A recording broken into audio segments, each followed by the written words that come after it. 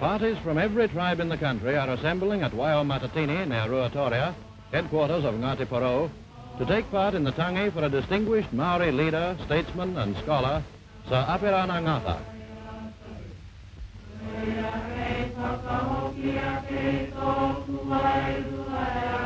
To pay their last respects to their former colleague, whose body now lies on the veranda of the meeting house, watched over by his widow and other mourning women relatives, come the official party, led by the Prime Minister, Mr. Holland, and the Minister of Maori Affairs, Mr. Corbett.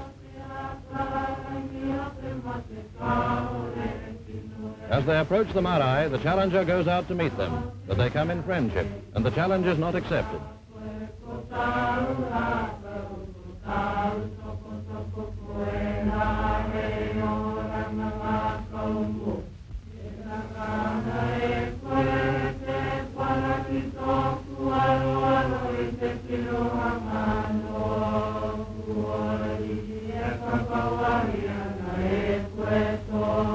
The Prime Minister and Mr. Corbett unveil a bronze bust of Sir Apirana Ngata, which was presented by a grateful government, and it is accepted on behalf of his people by his brother, Mr. Hone Ngata.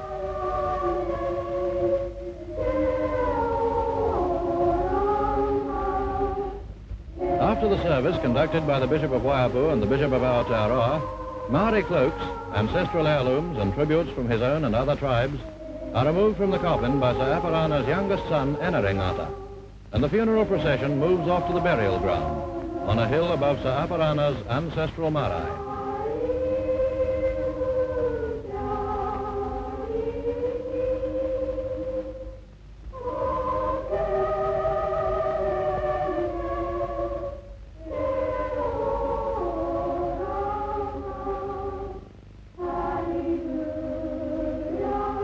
Both in and out of Parliament, Sir Apirana Ngata devoted his life to the advancement of his people, and his body will go to rest in their midst, in sight of the land he loved so well.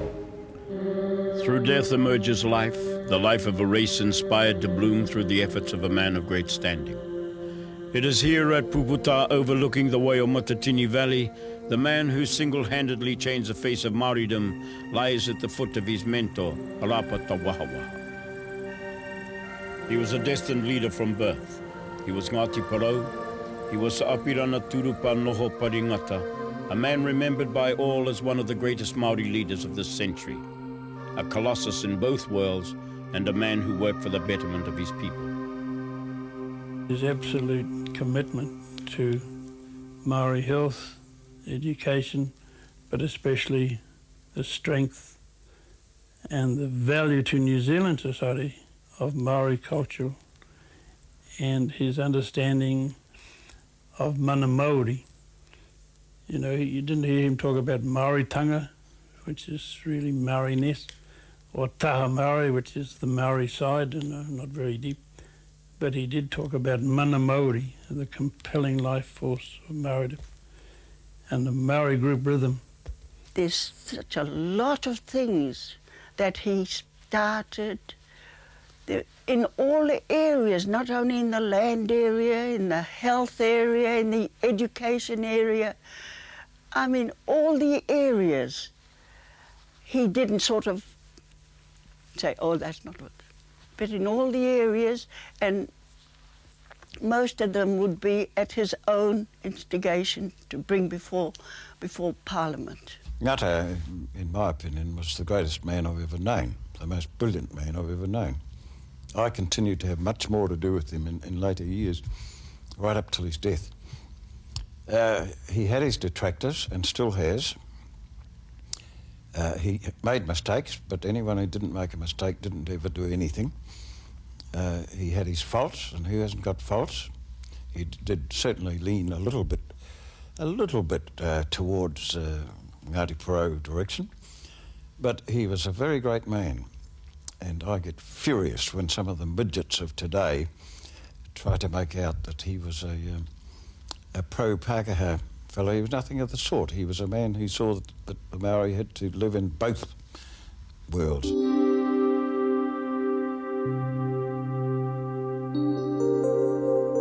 Apirana's parents, Paratene and Katarina Ngata, had great influence in the pathway of their son's life. His mother, Katarina, was of Maori and Scottish ancestry, while his father, Paratene Ngata, belonged to the many hapu of Ngāti Porou. He was a successful businessman and a progressive farmer, a native land court assessor and an expert in tribal law. He is filmed here in 1923, demonstrating the art of making taruke or crayfish pots.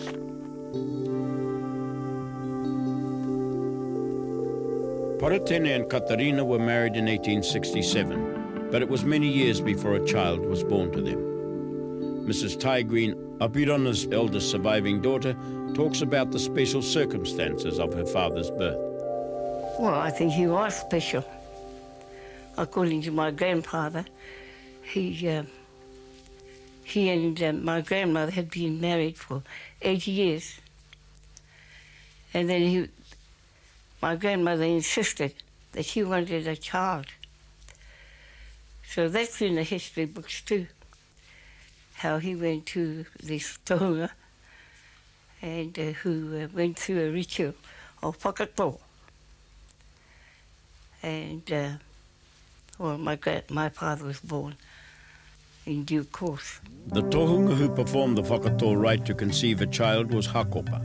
After performing the appropriate incantations and rituals, Hakopa turned to Paratene and Katarina, saying, "I have done my best. You shall have 2 sons, but take great care of them. Your firstborn has taken all the power of my mind and my spirit, and on the day of his birth into the world, I shall die." Apirana was born shortly afterwards in Te Araroa on July the 3rd, 1874. It was on this day the old tohunga Hakopa passed away as he had prophesied. It was a sign to Ngāti Porou of the birth of a person of eminent importance and destiny. Apirana was brought up in the heart of Ngāti Porou at the foot of their sacred mountain Hikurangi, and at the edge of the ever-flowing Waiapu River. He grew up with the spirit of the old tohunga upon him, with the understanding of Maori law and genealogy.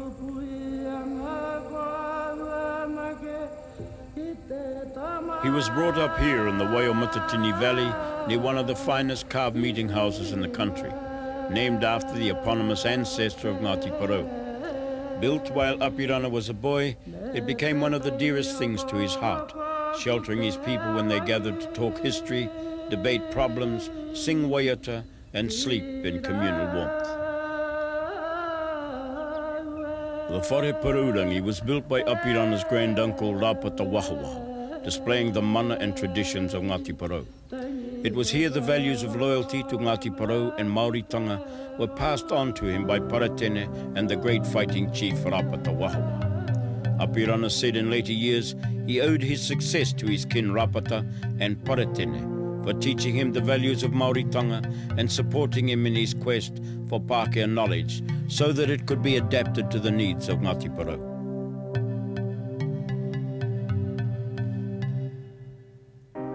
Apirana was the first Māori graduate from the university in 1893.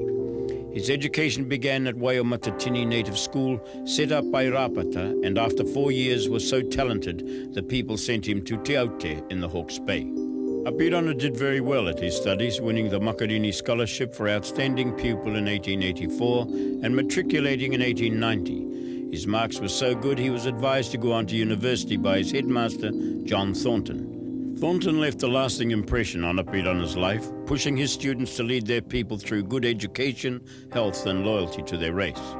His teachings prompted Apirana and ex-students of Te Aute to eventually form the Young Māori Party in 1897, of which Apirana became the chairman.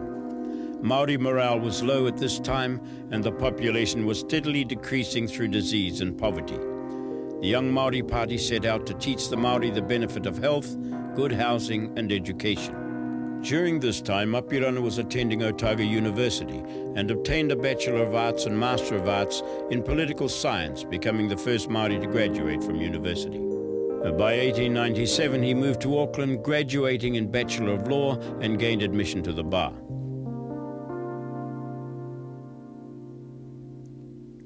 At the completion of his studies in Auckland for his law degrees, he reinforced his commitment to his people by marrying a young woman from Te Tairāwhiti.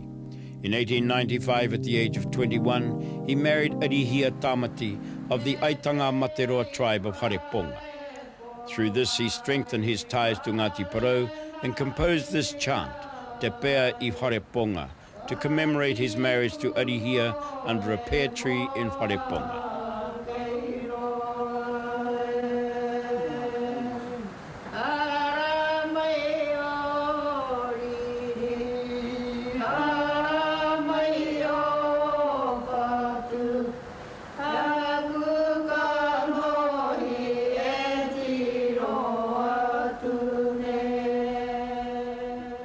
Apirana and Arihia had 14 children, of which 5 boys and 6 girls survived to adulthood.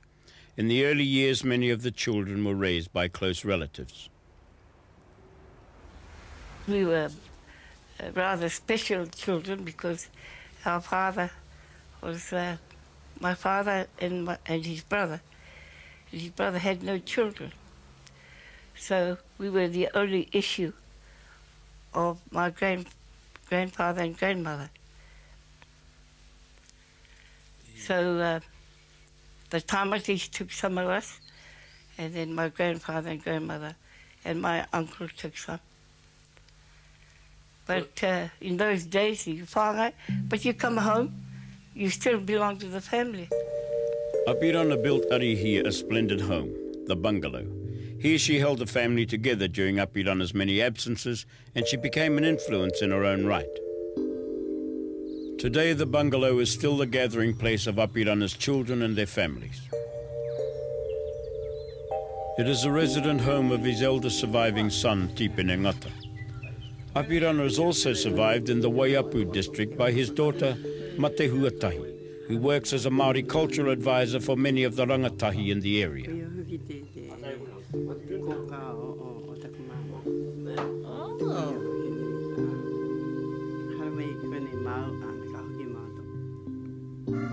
In 1905, Apirana stood for the Eastern Māori seat and won it. With all his education and his 3 degrees, he became the most highly qualified member of Parliament, Māori or Pākehā. It was through the keen interest of Sir James Carroll, the first Māori to win a European seat, that Apirana ran for Parliament.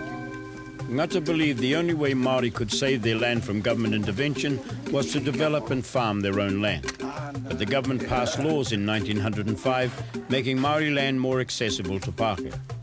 In 1907, Apirana and Sir Robert Stout investigated the land question, recommending the sale of Māori land through Māori land boards, communal farming, and the amalgamation of shares, which were adopted in the Land Act of 1909. In less than 4 years, he became the Māori spokesman in Cabinet. Along with longtime friend Peter Buck and Sir James Carroll, Apirana was a driving force for Māori aspirations. In 1912, his government fell and he returned to Ngāti Porou to develop their lands. In a progressive move, he set up the Waiapu Farmers Cooperative, bringing prosperity to the area. In 1928, the company had made a profit of £3,000, which it was then able to lend money for the development of land. All this with Apirana as its chairman. By 1930, Apirana was responsible for the setting up of Māori land development schemes throughout the country to provide a living for the growing Māori population. It was to his credit that he persuaded the government to finance the schemes during the Depression.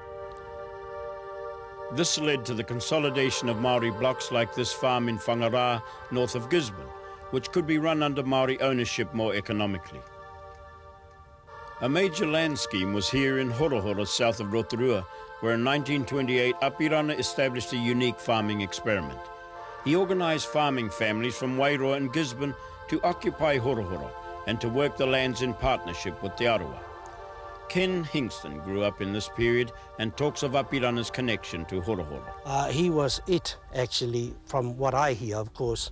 I'm a lot younger, my older brothers and that.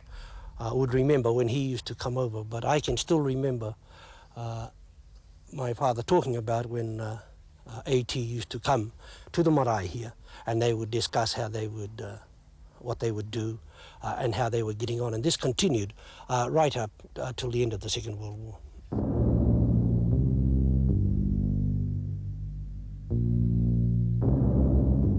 During the war years, Apirana recruited Maori soldiers from all tribal areas for both world wars. He urged Maori to raise money for the war effort and for elders to encourage the young men to fight for their country. Through the sacrifice of the cream of Maoridom, Apirana felt Maori people would be treated as full citizens of New Zealand with the same rights and privileges as the Pākehā.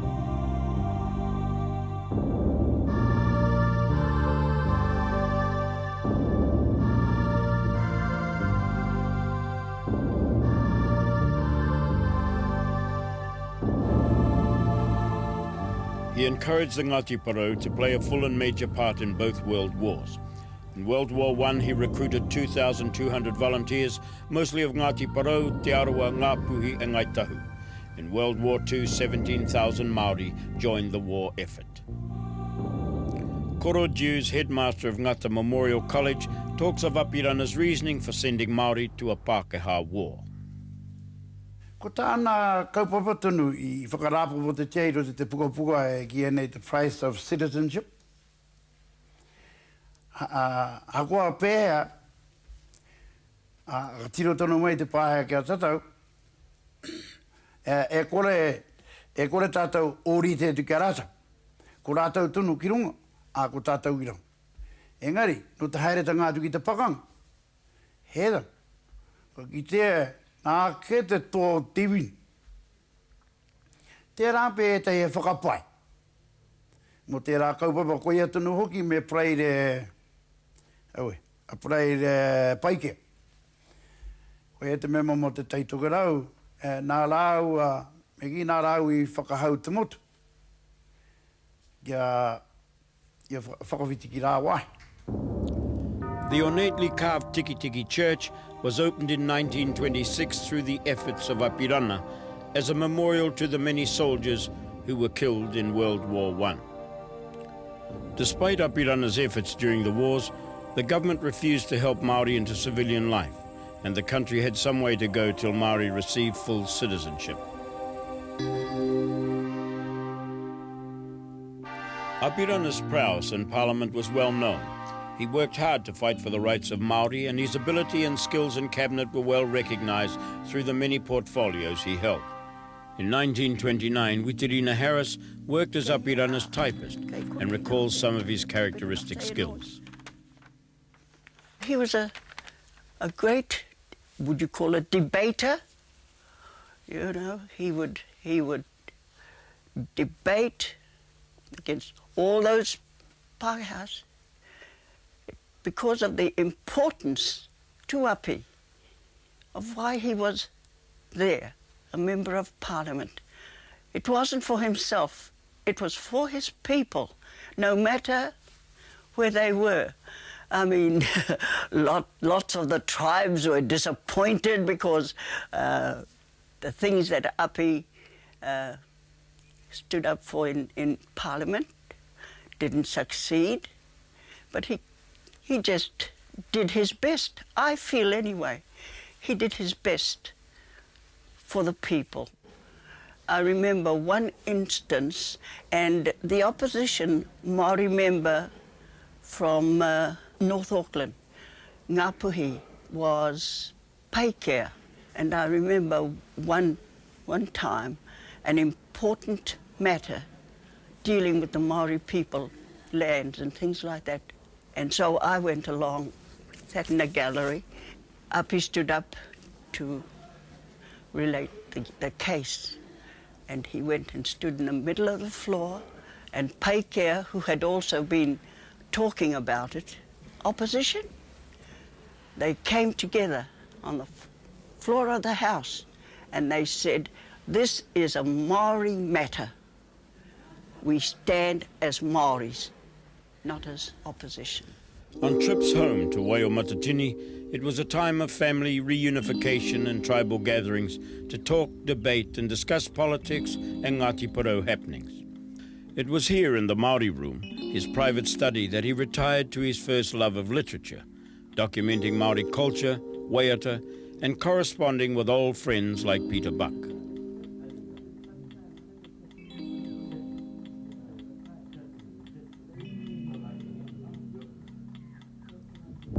But in 1929, tragedy struck with the death of his eldest son Makarini and his wife Arihia. They both died after contracting dysentery. He quotes in Ngā Tōho Aroha in a letter to Buck, "I feel as though my spirit has been crushed and my heart ripped out by these tragedies." Despite the hard times in life, Apirana lived to scale the heights of Parliament. After World War I, he returned to Parliament, where he set up a Royal Commission in 1926 to deal with Māori land grievances. In 1927, he was knighted for his work to Māoridom, the second Māori ever. He also started the Māori Purposes Fund Board for cultural and educational activities.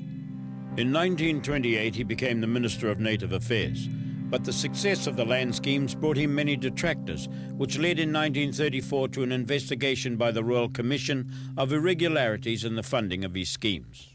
Jock McEwen, a past secretary to the Minister of Māori Affairs, talks of this period in Apirana's life. If Api thought that expenditure was necessary, he went ahead and did it, you see, and that was the main criticism. There were suggestions made by various people that he was lining his own pockets.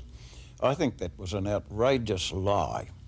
I don't think Ngata was never a rich man, and I don't think he ever did anything of the sort. But it was mainly this business of control of government expenditure that led to his downfall. He was cleared of all charges by the Royal Commission of unaccounted monies. So Apirana resigned from Cabinet over this incident, and although he stayed in Parliament, he was finally ousted by the Ratana movement in 1943.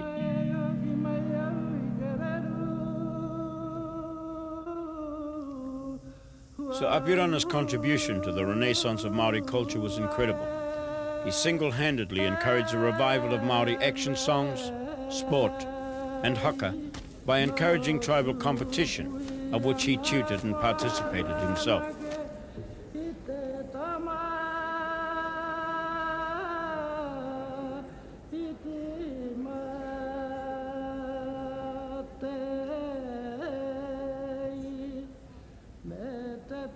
Throughout his lifetime, he gathered hundreds of ancient waiata that contain the intricate history of Māoridom. They would have been lost had it not been through his efforts. They are published in the 3 Ngā Moteatea series, with one more to be published soon.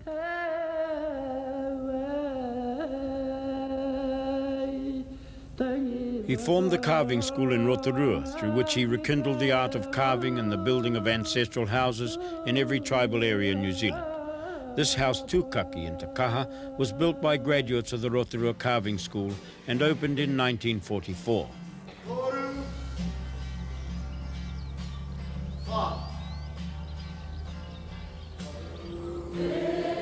Other houses all over the country were built like Te Poho Orutaia in Omaio, of which the wharekai is named in honour of Sir Apirana because of his wife's connection to Te Whānau Apanui and his life's work to Māoritanga. Alongside his son Sir Apirana Ngata, who graduated Bachelor of Arts in 1948, Sir Apirana received a Doctorate of Literature by Victoria University, the first Māori ever.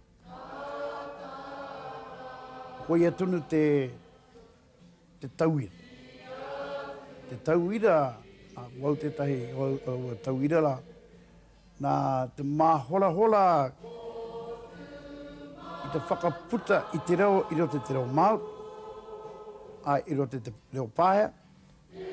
Kāre tū meke ki te tangata, hau ngātu kia tāua, ingari ki te Pākehā, te rōreka ki te kōra, ki te whakarāpu poto tui. It was quite commonly said at the time, if the Maori had numbered millions instead of thousands, Ngata would have been as great as Gandhi.